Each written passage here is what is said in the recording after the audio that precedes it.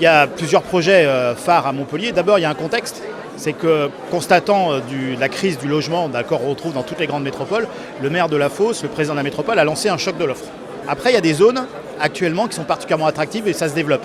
Il y a notamment Nouveau-Saint-Roch, autour de la gare Saint-Roch. On est en train de finaliser la ZAC.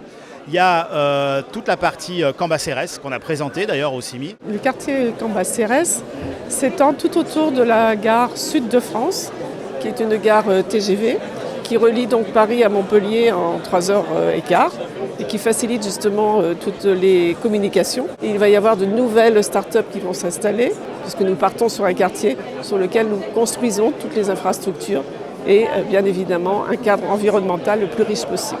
On veut pouvoir faire en sorte que toutes les typologies d'entreprises puissent s'installer dans des bâtiments prime. Bâtiments prime, ça veut dire neuf ou restructuré à neuf. Ici, Terra, évidemment, construction neuve, avec des labellisations environnementales et vraiment une qualité de service optimale.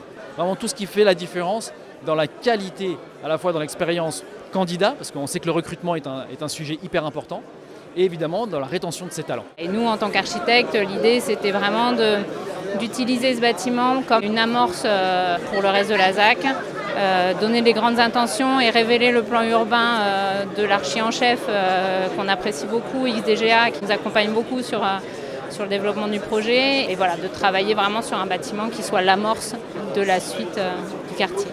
Et puis il y a une troisième zone que je trouvais très intéressante, c'est la ZAC de la Restanque, donc au sud-ouest de Montpellier, où il y a un poumon, une capacité de l'ordre de 8000 logements autour du mine, où là c'est vraiment une ZAC entre guillemets qu'on peut appeler bac à sable. On va vraiment pouvoir construire une nouvelle façon d'aménager, notamment par rapport à des usages qui changent. Et en même temps, on est en train de créer les conditions pour que les entreprises s'implantent, à la fois en termes d'activité, en termes de tertiaire. Et puis, on crée aussi les conditions pour qu'on puisse se loger mieux. Et c'est le défi des prochains mois.